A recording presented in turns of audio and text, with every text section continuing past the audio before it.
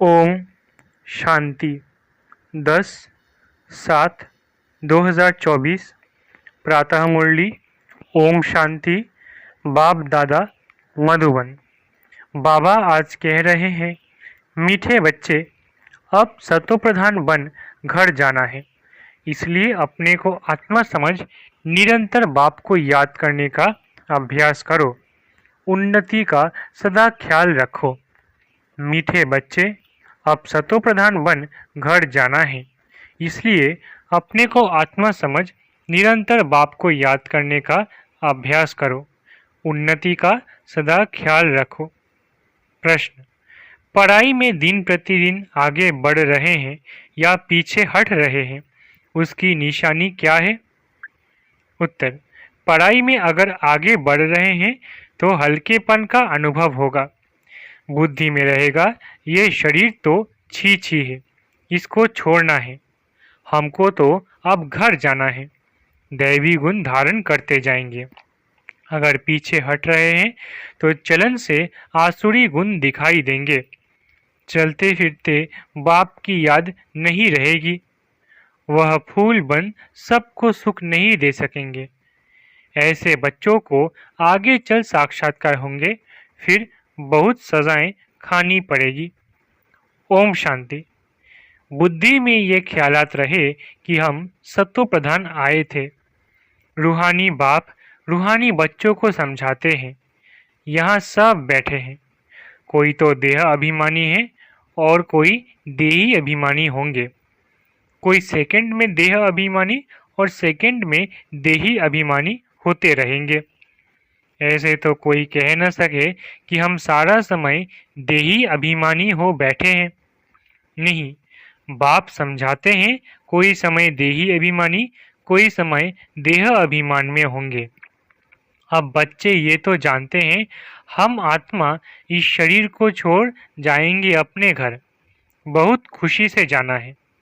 सारा दिन चिंतन ही ये करते हैं, हम शांति धाम में जाए, क्योंकि बाप ने रास्ता तो बताया है। और लोग कभी इस विचार से नहीं बैठते होंगे। ये शिक्षा किसको मिलती ही नहीं है, ख्याल भी नहीं होगा। तुम समझते हो यह दुखधाम है। अब बाप ने सुखधाम में जाने का रास्ता बताया है। जितना बाप को याद करेंगे उतना संपूर्ण बन यथा योग्य शांतिधाम में जाएंगे। उनको ही मुक्ति कहा जाता है, जिसके लिए ही मनुष्य गुरु करते हैं। परंतु मनुष्य को बिल्कुल पता नहीं कि मुक्ति जीवन मुक्ति चीज क्या है, क्योंकि यह है नई बातें। तुम बच्चे ही समझते हो, अब हमको घर जाना है। बाप कहते हैं, याद की यात्रा से पवित्र बनो। तुम पहले पहले जब आए श्रेष्ठाचारी दुनिया में तो सतोप्रधान थे, आत्मा सतोप्रधान थी। कोई के साथ कनेक्शन भी पीछे होगा। जब गर्भ में जाएंगे तब संबंध में आएंगे। तुम जानते हो, अभी ये हमारा अंतिम जन्म है, हमको वापिस घर जाना है। पवित्र बनने बिगर हम जा नहीं सकेंगे। ऐसे ऐसे अंदर में बातें करनी चाहिए, क्योंकि बाप का फरमान है, उठते बैठते चलते फिरते बुद्धि में यही ख्यालात रहे कि हम सत्वप्रधान आए थे, अब सत्वप्रधान बनकर घर जाना है। सत्वप्रधान बनना है बाप की याद से, क्योंकि बाप ही पतित पावन है। हम बच्चों को युक्ति बताते हैं कि तुम ऐसे पावन हो सकेंगे। सारे सृष्टि के आदि मध्य अंत को तो बाप ही जानते हैं, और कोई अथॉरिटी है नहीं। बाप ही मनुष्य सृष्टि का बीज रूप है। भक्ति कहाँ तक चलती है, ये भी बाप ने समझाया है। इतना समय ज्ञान मार्ग, इतना समय भक्ति, ये सारा ज्ञान अंदर में टपकना चाहिए। जैसे बाप की आत्मा में ज्ञान है, तुम्हारी आत्मा में भी ज्ञान है। शरीर द्वारा सुनते और सुनाते हैं। शरीर बिगड़ तो आत्मा बोल न सके। इसमें प्रेरणा व आकाशवाणी की बात होती नहीं। भगवानुवाच है तो जरूर मुख चाहिए, रथ चाहिए। गधे घोड़े का रथ तो नहीं चाहिए। तुम भी पहले समझते थे, कलयुग अभी 40,000 वर्ष और चलना है।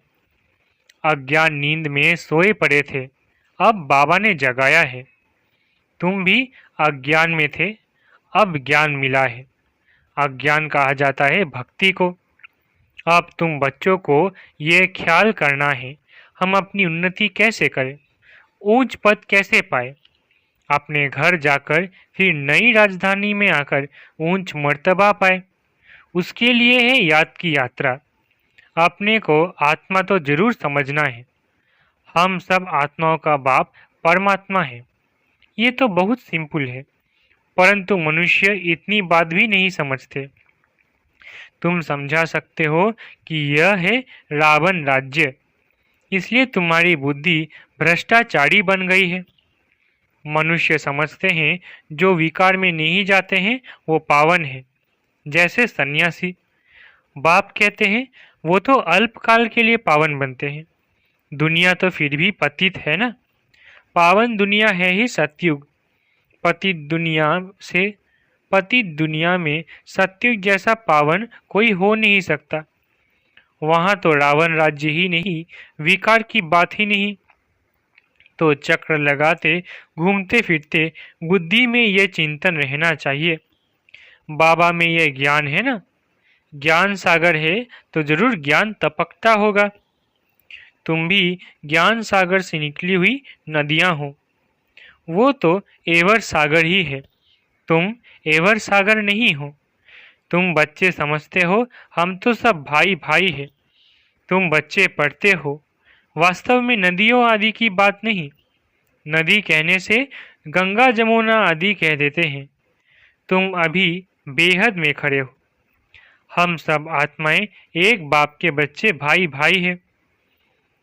अभी हमें वापिस घर जाना है, जहां से आकर शरीर रूपी तख्त पर विराजमान होते हैं।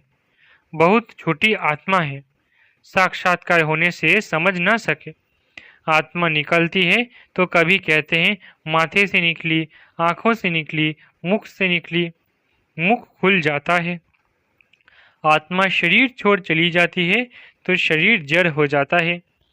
ये ज्ञान है। स्टूडेंट की बुद्धि में सारा दिन पढ़ाई रहती है।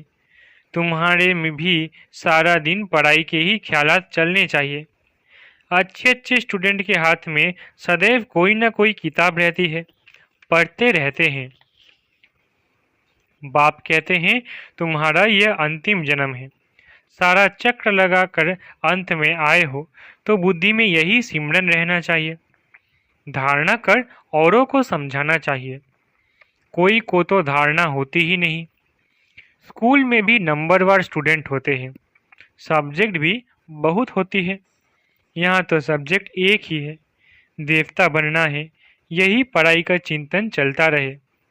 ऐसे नहीं पढ़ाई भूल जाए, बाकी और ख्यालात चलते रहे।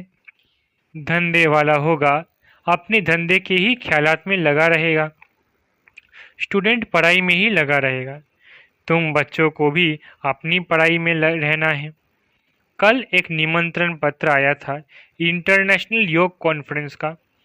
तुम उनको लिख सकते हो। तुम्हारा तो ये है हठ योग। इसकी एम ऑब्जेक्ट क्या है, इससे फायदा क्या होता है। हम तो राजयोग सीख रहे हैं। परमपिता परमात्मा जो ज्ञान सागर है, वो रचयिता हमको अपना और रचना का ज्ञान सुनाते हैं। अब हमको घर वापिस जाना है। मन मना भव, ये है हमारा मंत्र। हम बाप को और बाप द्वारा जो वर्षा मिलता है उसको याद करते हैं। तुम यह हठ योग आदि करते आए हो, इसकी एम ऑब्जेक्ट क्या है। हमने अपना तो बताया कि हम यह सीख रहे हैं। तुम्हारे इस हठ योग से क्या मिलता है, ऐसा रिस्पॉन्ड नटशेल में लिखना है। ऐसे ऐसे निमंत्रण तो तुम्हारे पास बहुत आते हैं। ऑल इंडिया रिलीजियस कॉन्फ्रेंस का तुमको निमंत्रण आए और तुमको बोलो आपका एम ऑब्जेक्ट क्या है, तो बोलो हम यह सीख रहे हैं। अपना ज़रूर बताना चाहिए, क्यों ये राजयोग तुम सीख रहे हो। बोलो हम यह पढ़ रहे हैं। हमको पढ़ाने वाला भगवान है। हम सब ब्रदर्स हैं। हम अपने को आत्मा समझते हैं। बेहद का बाप कहते हैं अपने को आत्मा समझ मामे कब याद करो तो तुम्हारे पाप कट जाएंगे। ऐसी ऐसी लिखत बहुत अच्छी रीति छपाकर रख दो, फिर जहाँ जहाँ कॉन्फ्रेंस आदि हो वहाँ भेज दो। कहेंगे ये तो बहुत अच्छे कायदे की बात सीखते हैं। इस राजयोग से राजाओं का राजा विश्व का मालिक बनते हैं।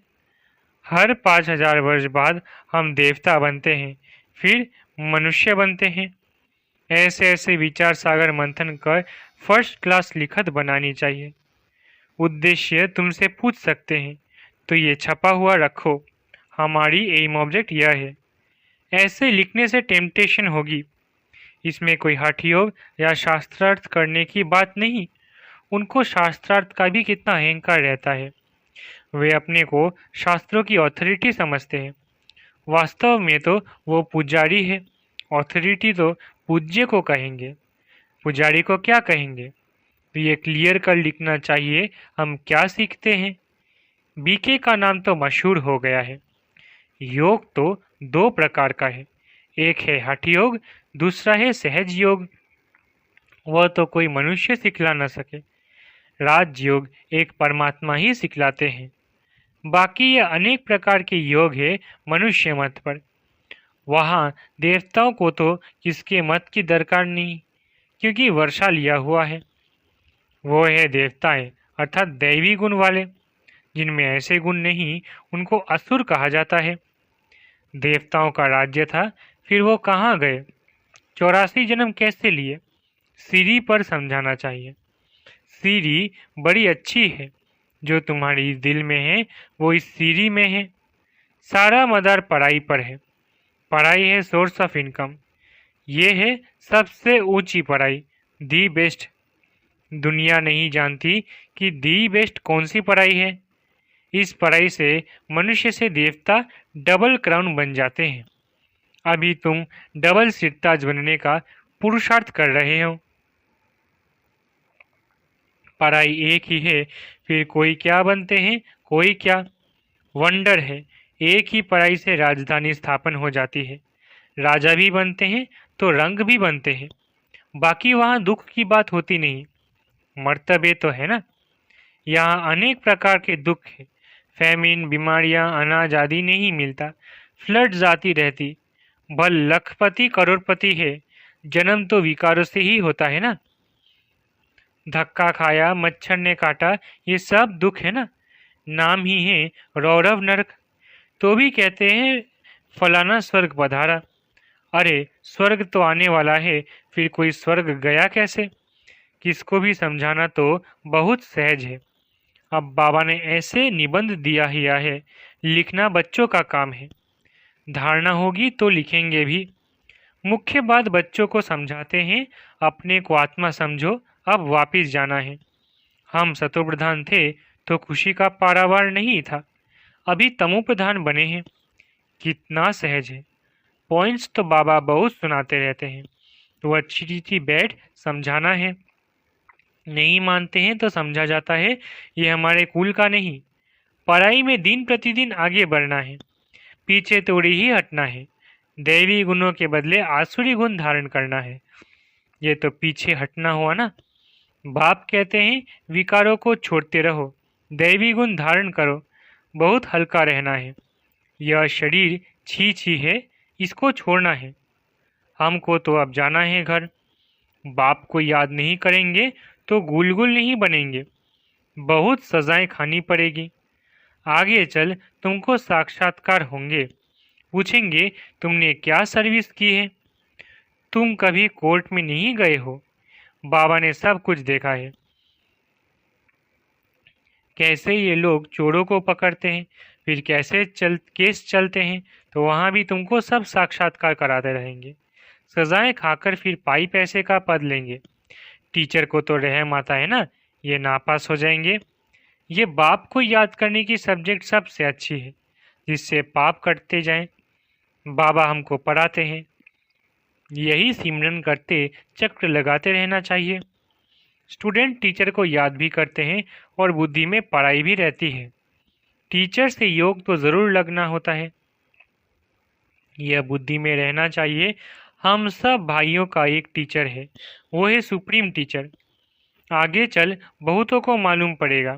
अहो प्रभु तेरी लीला, महिमा करके मरेंगे परंतु पा तो कुछ नहीं सकेंगे। देह अभिमान में आने से ही उल्टे काम करते हैं, देही अभिमानी होने से अच्छा काम करेंगे। बाप कहते हैं अब तुम्हारी वानप्रस्थ अवस्था है, वापिस जाना ही पड़ेगा। हिसाब किताब चुकतो कर सबको जाना है, चाहे व ना चाहे जाना जरूर पड़ेगा।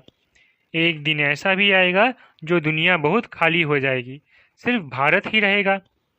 आधा कल्प सिर्फ भारत ही होगा तो कितनी दुनिया खाली होगी। ऐसा ख्याल कोई की बुद्धि में नहीं होगा सिवाय तुम्हारे। फिर तो तुम्हारे कोई दुश्मन भी नहीं होंगे। दुश्मन आते हैं क्यों? धन के पिछाड़ी। भारत में इतने मुसलमान और अंग्रेज क्यों आए? पैसा देखा। पैसे बहुत थे, अब नहीं है, तो अब और कोई है नहीं। पैसे ले खाली कर जाएंगे। मनुष्य यह नहीं समझ जानते। बाबा कहते हैं पैसा तो तुमने आप ही खत्म कर दिया ड्रामा प्लान अनुसार। तुम्हें निश्चय है हम बेहद के बाद बाप पास आए हैं। कभी किसके ख्याल में भी नहीं होगा कि यह ईश्वरीय परिवार है।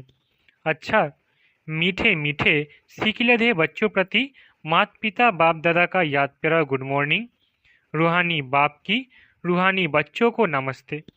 हम रूहानी बच्चों की रूहानी माता पिता बाप दादा को याद प्यार गुड मॉर्निंग और नमस्ते नमस्ते नमस्ते। शुक्रिया बाबा।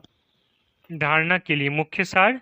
पहला, चलते फिरते बुद्धि में पराई का चिंतन करना है। कोई भी कार्य करते बुद्धि में सदा ज्ञान टपकता रहे। यह दी बेस्ट पढ़ाई है जिसे पढ़कर डबल क्राउन बनना है। दूसरा, अभ्यास करना है हम आत्मा भाई भाई है। देह अभिमान में आने से उल्टे काम होते हैं, इसलिए जितना हो सके देही अभिमानी रहना है। वरदान, सत्यता की शक्ति द्वारा खुशी में नाचने वाले शक्तिशाली महान आत्मा भव। सत्यता की शक्ति द्वारा सदा खुशी में नाचने वाले शक्तिशाली महान आत्मा भव। कहा जाता है सच तो बिठो नच। सच्चा अर्थात सत्यता की शक्ति वाला सदा नाचता रहेगा, कभी मुरझाएगा नहीं, उलझेगा नहीं, घबराएगा नहीं, कमजोर नहीं होगा। वो खुशी में सदा नाचता रहेगा, शक्तिशाली होगा, उसमें सामना करने की शक्ति होगी। सत्यता कभी हिलती नहीं है, अचल होती है। सत्य की नाव डोलती है लेकिन डूबती नहीं। तो सत्यता की शक्ति को धारण करने वाली आत्मा ही महान है।